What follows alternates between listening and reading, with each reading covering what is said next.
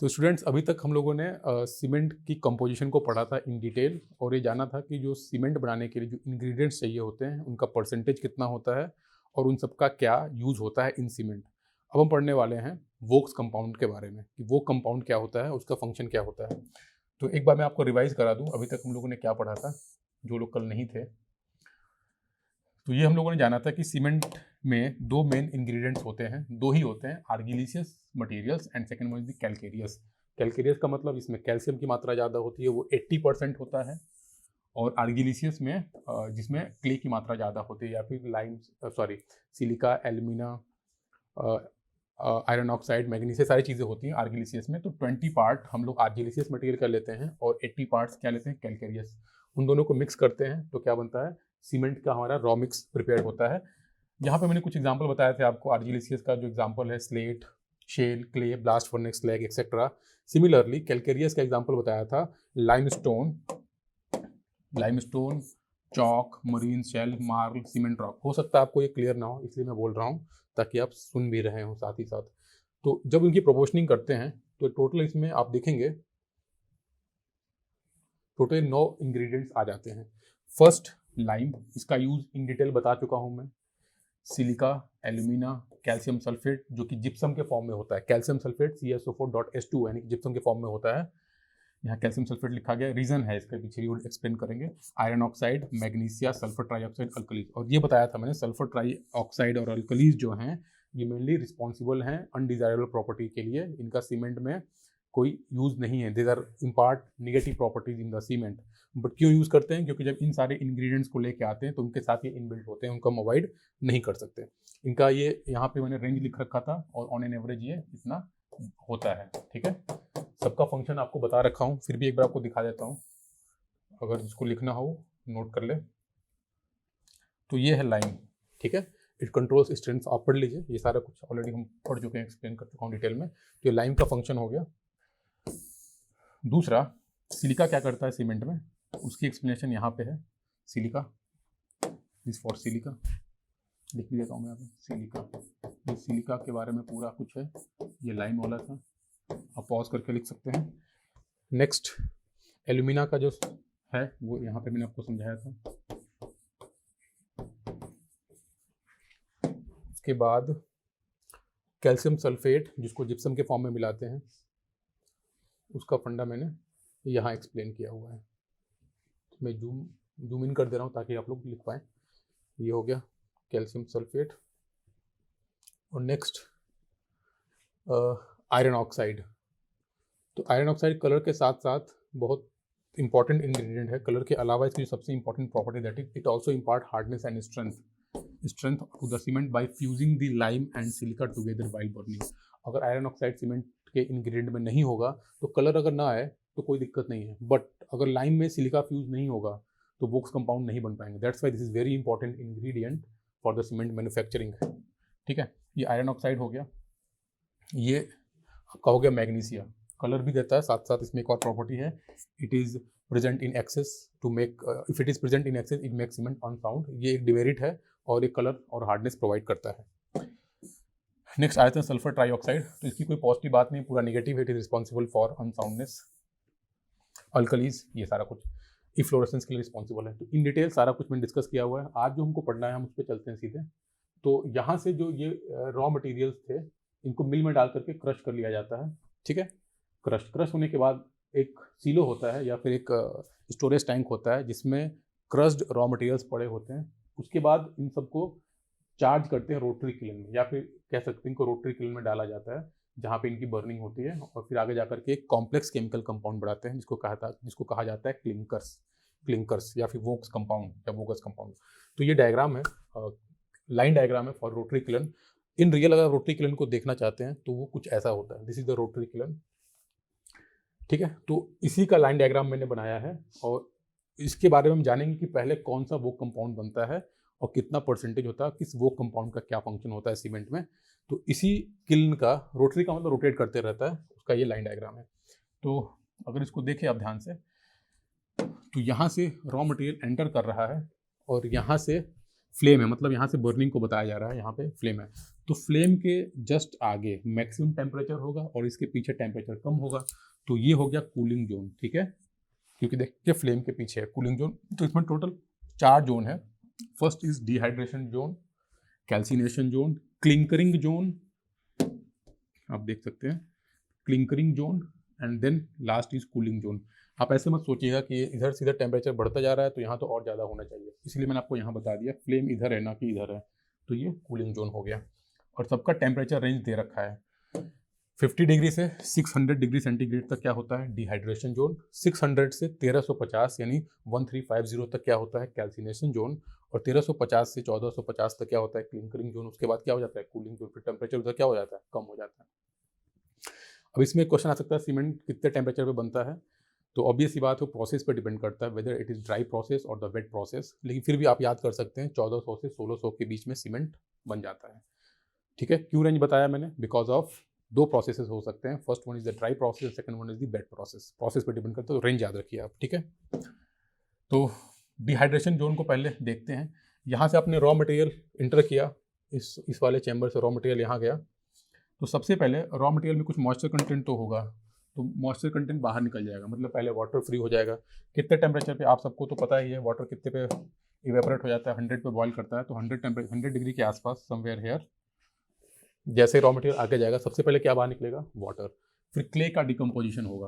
Clay का decomposition होने का मीनिंग क्या है, अब क्ले का डिकम्पोजिशन कितने पे होगा, क्योंकि क्ले में बहुत सारे इंग्रेडिएंट्स होते हैं, तो क्ले के डिकम्पोजिशन की बात की जाए तो clay somewhere here about 500 degree centigrade के आसपास क्ले डिकम्पोज होगा। क्ले डिकम्पोज होने का मीनिंग क्या है, उसमें से सिलिका बाहर आएगा, एल्यूमिना टूट के बाहर आ जाएगा, आयरन ऑक्साइड, मैग्नीशियम, ये सब अलग अलग हो गए जो क्ले के अंदर थे।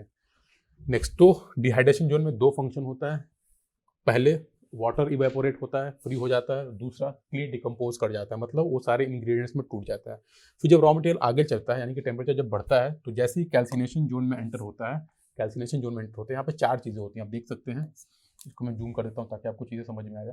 कैल्सिनेशन जोन में 4 चीज़ें होती हैं, लाइमस्टोन डिकम्पोज होता है यानी कि कैल्केरियस मटेरियल डिकम्पोज होता है, फिर फॉर्मेशन ऑफ C3A बनता है, क्या है डिटेल में पढ़ेंगे इसको, फिर C4AF बनता है, फिर C2S बनता है। तो ये 4 चीज़ें मतलब बहुत इंपॉर्टेंट जोन है, दैट इज कैल्सिनेशन जोन। ये 4 चीज़ें कैल्सिनेशन जोन में बनती हैं।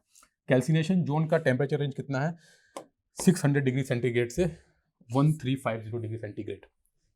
देखिए इसमें होता क्या है, जैसे ही कैल्सिनेशन जोन में रॉ मटेरियल जाएगा यानी कि टेम्परेचर जब इंक्रीज करेगा, तो सबसे पहले अगर आप देखेंगे तो आपको मैंने एक चैप्टर पढ़ाया था दैट इज लाइम।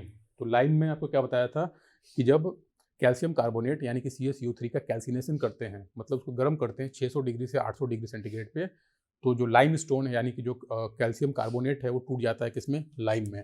तो जो लाइम स्टोन वाला पार्ट है दैट इज जो कैल्केरियस वाला पार्ट है वो टूट जाता है किसमें, लाइम में। कहाँ पे, 600 से 800 डिग्री सेंटीग्रेड के आसपास, यहाँ मान लीजिए 800 डिग्री सेंटीग्रेड है, तो लाइम स्टोन मैक्सिमम 800 डिग्री पे तो डिकम्पोज हो ही जाएगा। तो उसमें से लाइम बाहर हो गया और क्ले पहले ही डिकम्पोज हो चुका था, मतलब उससे सिलिका, एल्यूमिना सारी चीज़ें बाहर आ गई थी। तो जैसे ही जो टेम्परेचर है वो समवेयर हेयर 1000 डिग्री के आसपास पहुँचता है, 1000 डिग्री के आसपास, तो होता क्या है, क्ले जो डिकम्पोज हुआ है उससे जो इंग्रेडिएंट्स बाहर निकले हैं और लाइमस्टोन के डिकम्पोजिशन के बाद उसके इंग्रेडिएंट यानी कि जो लाइम है वो रिएक्ट कर जाता है किससे, एल्यूमिना से, सिलिका से, आयरन ऑक्साइड से, मैग्नीशिया से, और पहला कंपाउंड क्या बनाता है, C3A पहला कंपाउंड बनता है। फिर जैसे ही टेम्परेचर थोड़ा और आगे जाता है तो फिर से रिएक्शन होता है और नेक्स्ट कंपाउंड बन जाता है समवेयर हेयर 1100 या 1050 के आसपास। कहने का मतलब ये है कि C4AF ये है C4AF का formation and this is C3A। तो ये बड़ा मुश्किल हो जाता है बताना कि C3A और C4AF में कौन बनता है, क्योंकि दोनों का टेम्परेचर रेंज है बहुत नैरो है। तो दोनों सबसे पहले वैसे देखा जाए C3A ही बनता है, देन C4AF, लेकिन गैप क्या है, बहुत कम है। तो C3A बन गया, फिर क्या बन गया, C4AF। जैसे ही रॉ मटेरियल फिर आगे गया तो 1300 डिग्री सेंटीग्रेड के आसपास, 1300 के आसपास या 1350 भी कह सकते हैं, एग्जैक्ट तो बता भी नहीं सकते हम लोग, C2S बनता है, C2S।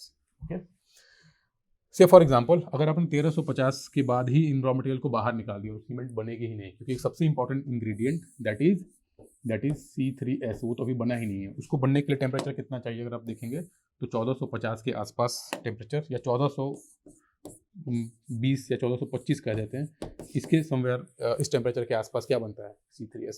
तो इन्हीं चारों कंपाउंड क्या कहते हैं, वोक्स कंपाउंड। क्या कहते हैं इनको, वोक्स कंपाउंड। क्लियर। ये इतना डिटेल में आपके एग्जाम में नहीं पूछेगा, बट फिर भी आपको प्रोसेस पता होना चाहिए, क्योंकि आगे बहुत सारी प्रॉपर्टीज़ हैं जो हम डिस्कस करेंगे, जो आपको इजीली समझ में आ सकती हैं अगर आपको चीज़ें क्लियर हो गई। इसके बाद ये जो इंग्रेडिएंट बन गए, उनको इधर कहीं रख लिया गया कूलिंग जोन में, ये ठीक है। इसे कहा जाता है क्लिंकर। इसे क्या कहा जाता है, क्लिंकर। अब ये क्लिंकर में 4 चीज़ें थी, C3A था, C4AF था, C2S था, C3S था। इनको क्या कहा जाता है, वोक्स कंपाउंड। तो यहाँ पे मैंने लिखा हुआ है, आज हमको यही चीज़ें पढ़नी थी। अच्छा, ये जो चैम्बर है, ये क्या बता रहा है, ये फ्यूल बता रहा है, कोयला है, इसमें पाउडर्ड कोल है, जिससे हम बर्निंग का काम करते हैं।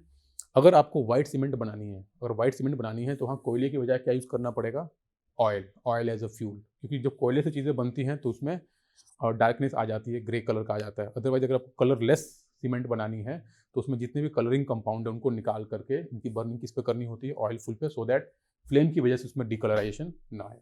चलिए, वो तो टाइप्स ऑफ सीमेंट में पढ़ेंगे ही पढ़ेंगे। क्लिंकर का मतलब वो कंपाउंड कितने होते हैं, 4। और यही है सीमेंट। देखो फिर से यहाँ बता देता हूँ मैं, जो क्लिंकर है इसकी फाइन ग्राइंडिंग करते हैं, ठीक है। क्लिंकर में पहले जिप्सम मिलाते हैं।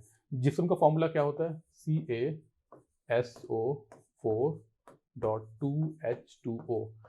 तो रॉ मटेरियल में मैंने आपको CaSO4 लिखा था, कैल्शियम सल्फेट। जिप्सम को हम ग्राइंडिंग के टाइम मिलाते हैं, क्योंकि पहले आप मिलाएंगे तो .H2O वाला 2H2O वाला जो पार्ट है वो तो इवेपोरेट हो जाएगा। इसीलिए इसको जब क्लिंकर बन जाता है बर्निंग के बाद ग्राइंडिंग के वक्त मिलाते हैं, नहीं तो ये डिस्ट्रॉय हो जाएगा, उसकी जो प्रॉपर्टी फिर आपको नहीं मिल पाएगी। तो क्लिंकर और जिप्सम की जब फाइन ग्राइंडिंग करते हैं, मतलब 90 माइक्रोन तक इसको ग्राइंड करते हैं, तो क्या बन जाता है, सीमेंट। यही है सीमेंट, है ना। तो वो कंपाउंड की जो प्रॉपर्टी है वही सीमेंट की प्रॉपर्टी है। तो कितने वो कंपाउंड बनते हैं, 4। तो अभी हम ये पढ़ने वाले हैं कि कौन कौन से वो कंपाउंड का क्या क्या रोल होता है सीमेंट में, और कितना परसेंटेज में वो बनते हैं, ठीक है। और सीमेंट की प्रॉपर्टी हम थोड़ी देर बाद पढ़ेंगे, पहले वो कंपाउंड पढ़ लेते हैं, this is very important property. तो यहाँ पे जो मैंने ऑर्डर में इसको अरेंज किया है, दैट इज बेस्ड की सबसे ज़्यादा कौन बनता है। तो इसमें देखिए, ट्राई कैल्शियम सिलिकेट 3CaO.SiO2 कह लीजिए, और इसी को शॉर्टकट में कहा जाता है C3S। ये कितना बनता है, 30 से 50%। ये रेंज है, और ऑन एन एवरेज कितना बनता है, 40%। डाई कैल्शियम सिलिकेट 2CaO.SiO2 यानी कि C2S, ये सेकेंड नंबर पर बनता है। इसकी एवरेज क्वांटिटी कितनी होती है, 32%। तीसरा जो क्वांटिटी बनता है that is C3A, tri calcium aluminate, 5 से 11%, ऑन एन एवरेज 10.5% बनता है ऑर्डिनरी सीमेंट में। And third is tetra calcium aluminoferrite 4CaO.Al2O3.Fe2O3, इसको शॉर्टकट में लिखा जाता है C4AF, ठीक है। इनके और भी नाम है, जैसे C3S को एलाइट कहा जाता है, C2S को बेलाइट, C3A को सेलाइट, एंड C4AF को फेलाइट कहा जाता है, फेलाइट, ओके।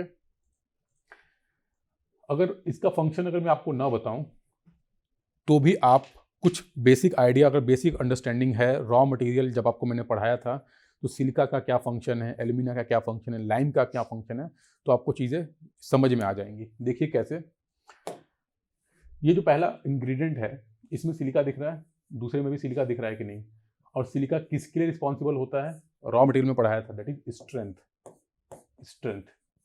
स्ट्रेंथ।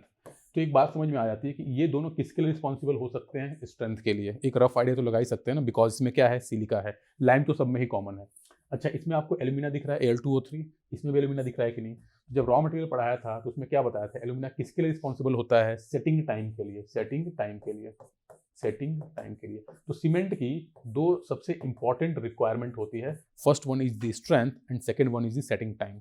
तो जो शुरू के दो वोक्स कंपाउंड है, वो किसके लिए रिस्पॉन्सिबल है, स्ट्रेंथ के लिए, और लास्ट के दो किसके लिए रिस्पॉन्सिबल हैं, सेटिंग टाइम के लिए। कैसे पता लगाया मैंने, क्योंकि इसमें मुझे सिलिका दिख रहा है और रॉ मटेरियल को मैंने अच्छे से पढ़ा था, मुझे पता था सिलिका से क्या आती है, स्ट्रेंथ। तो इन दोनों से क्या आती होगी, स्ट्रेंथ, और इन दोनों से क्या आती है, सेटिंग टाइम। अभी जो स्ट्रेंथ है ये दो टाइप का हो जाता है, initial strength and ultimate strength. Similarly जो सेटिंग टाइम वो कितने टाइप का है, दो टाइप का, पहला इनिशियल सेटिंग टाइम है, दूसरा फाइनल नहीं, फ्लैश सेट। थोड़ा टेक्निकल डिफरेंस है, चीज़ें हम आपको एक्सप्लेन करूंगा, फ्लैश सेट क्या होता है। तो इसका जो फंक्शन है वो मैंने यहाँ लिखा हुआ है, पढ़ के आपको बता देता हूँ। जो C3S है वो क्या करता है, रिस्पॉन्सिबल फॉर 7 days स्ट्रेंथ, शुरू के 7 दिन की स्ट्रेंथ किसकी वजह से आती है, C3S की वजह से आती है। इट इनेबल्स, ये आपको कई जगहों पे, बहुत जगहों पे नहीं मिलेगा, बहुत मेहनत से ये डाटा लेके आया गया है। तो सेटिंग टाइम तो आ गया। दूसरा देखिए, it enables clinker easy to grind, आपको शायद नहीं दिख रहा होगा लेकिन मैं इसको पढ़ रहा हूँ, डिक्टेट कर रहा हूँ, सुनिए। It enables clinker easy to grind and also increases resistance to freezing and thawing. ठीक है। तीसरा फंक्शन क्या है, एक्सेस, अगर C3S की क्वांटिटी बढ़ जाएगी तो it increases the heat of hydration and solubility of cement in water. और इसकी हीट ऑफ हाइड्रेशन कितनी होती है, 502 जूल। डाटा जो मैं लिख रहा हूँ ये 1-2 जूल प्लस माइनस हो सकता है, जितनी किताबें पढ़ेंगे सब में आपको 1-2 का डिफरेंस मिलेगा ही मिलेगा। तो C3S क्या करता है, सबसे इंपॉर्टेंट प्रॉपर्टी तो ये है कि स्ट्रेंथ देता है शुरू के 7 दिनों में। और दूसरा क्या है, it enable clinker to easy to grind, जब क्लिंकर की हम ग्राइंडिंग करते हैं और C3 की क्वांटिटी अगर ठीक ठाक है तो क्लिंकर आसानी से पिस जाते हैं। ठीक है। अब इसका मतलब ये नहीं कि C3S की प्रॉपर्टी को आप बहुत ज़्यादा बढ़ा दें, इससे प्रॉब्लम क्या हो जाएगी, इसकी हीट ऑफ हाइड्रेशन 502 जूल है, जिसकी वजह से आगे बहुत सारी प्रॉब्लम्स आ सकती हैं। तो हीट ऑफ हाइड्रेशन जब मैं आपको डिस्कस करूंगा, हीट ऑफ हाइड्रेशन और रेट ऑफ हाइड्रेशन, तो उसमें इन डिटेल बताऊंगा कि हीट ऑफ हाइड्रेशन का क्या इफेक्ट पड़ता है सीमेंट पे।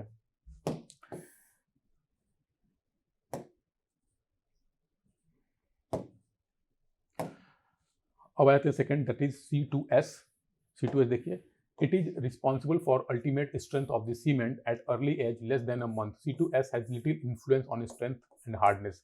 मतलब शुरू के 1 महीने में C2S जो है उसका स्ट्रेंथ और हार्डनेस पे बहुत कम इन्फ्लुएंस होता है, और शुरू के 7 दिन में तो बिल्कुल एक्टिव नहीं रहता है, लेकिन C3S is very much responsible for the strength. और 7 दिन के बाद C3S जो है उसका इन्फ्लुएंस कम हो जाता है, मतलब 14 दिन तक, मतलब 7 दिन तक पूरा इन्फ्लुएंस रहेगा, फिर 7वें दिन के बाद C3S का इफेक्ट कम होना चालू हो जाता है, और C2S का इफेक्ट बढ़ना चालू हो जाता है।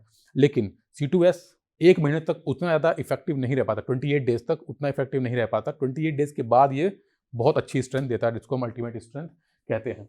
देखिए, it imparts resistance to chemical attack, इसकी एक और प्रॉपर्टी है, इससे क्या आ जाता है, केमिकल अटैक के अगेंस्ट रेजिस्टेंस आ जाता है। Excess of C2S cause less resistance to freezing and थॉविंग।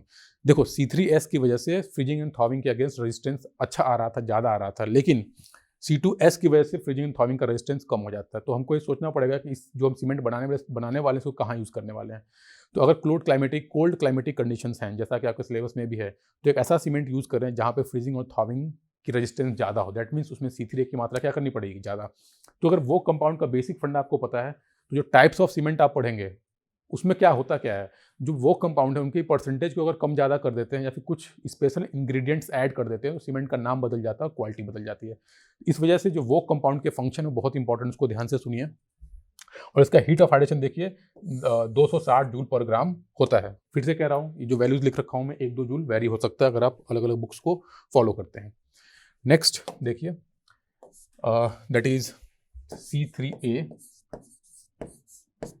tricalcium aluminate.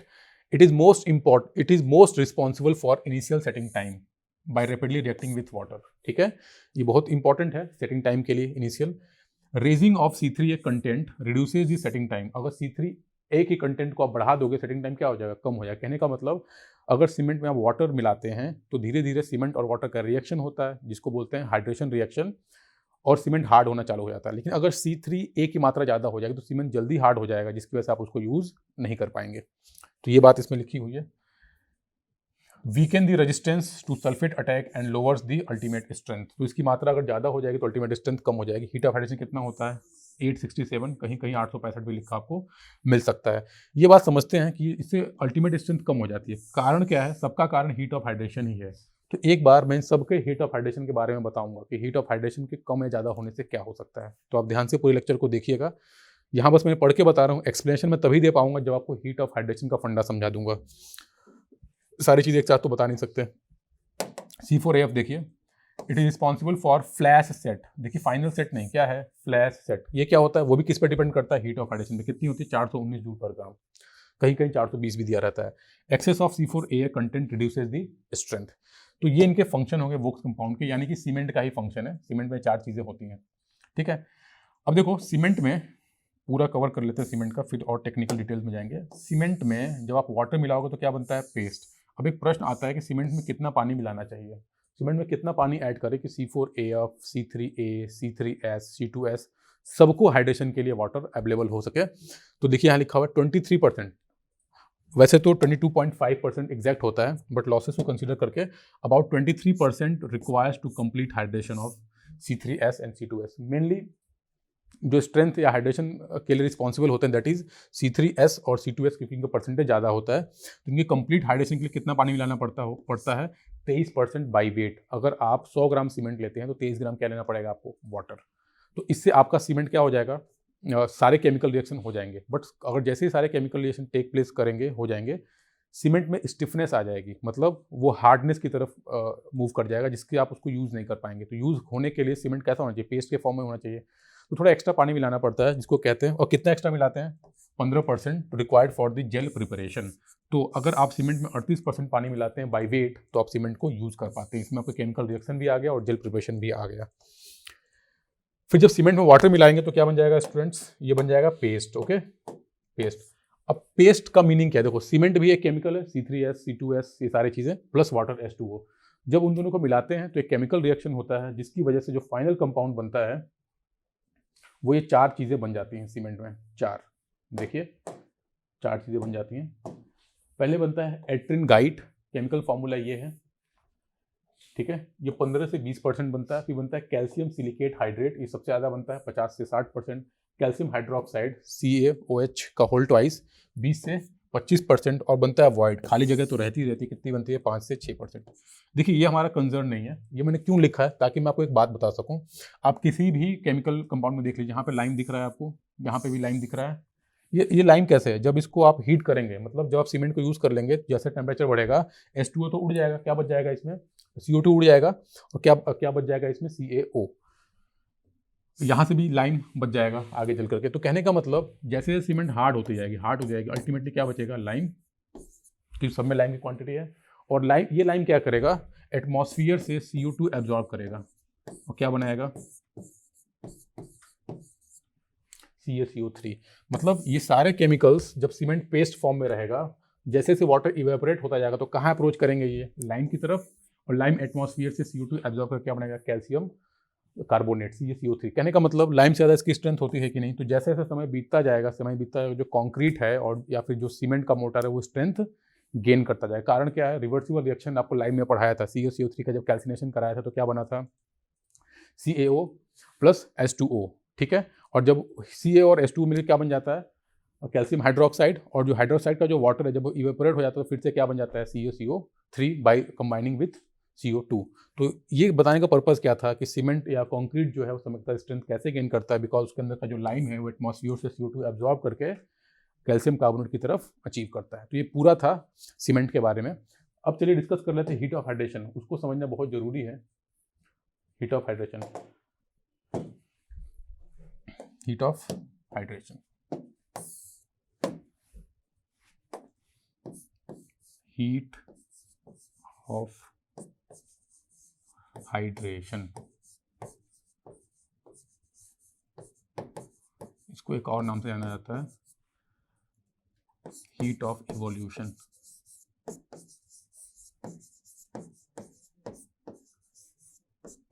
Heat of evolution. तो सबसे ज़्यादा हीट ऑफ हाइड्रेशन किसका होता है, अगर आपको याद हो, C3A सबसे ज़्यादा, उससे कम किसका होता है, C3S, उससे कम किसका होता है, C4AF, और सबसे कम किसका होता है, C2S। मैं एक बार यहाँ लिख भी देता हूँ, C3A का हीट ऑफ हाइड्रेशन 867 जूल पर ग्राम, इसका कितना होता है 500 जूल पर ग्राम, ये कितना होता है 419 जूल पर ग्राम, और ये होता है 262 या 260 के आसपास, हाँ 260 जूल पर ग्राम। तो ये हीट ऑफ हाइड्रेशन है। अब इसका सिग्निफिकेंस क्या है, अगर आपको जो बातें मैं बता रहा हूँ उसको आप समझेंगे तो बहुत सारी चीज़ें आपकी क्लियर होने वाली हैं। देखो जब आप सीमेंट में वाटर मिलाएंगे तो ये सारी चीज़ें हैं, थोड़ी सी केमिस्ट्री है। तो जिस चीज़ का हीट ऑफ हाइड्रेशन ज़्यादा है उससे मीनिंग क्या है कि सीमेंट जब पानी से रिएक्ट करता है, यानी कि जब C3 रिएक्ट करेगा तो इतना हीट निकालता है, और जिसकी हीट ऑफ हाइड्रेशन ज़्यादा होती है वो पानी से तेज रेट से रिएक्ट करता है, मतलब सबसे पहले रिएक्ट करता है, तेज नहीं, सबसे पहले रिएक्ट करता है।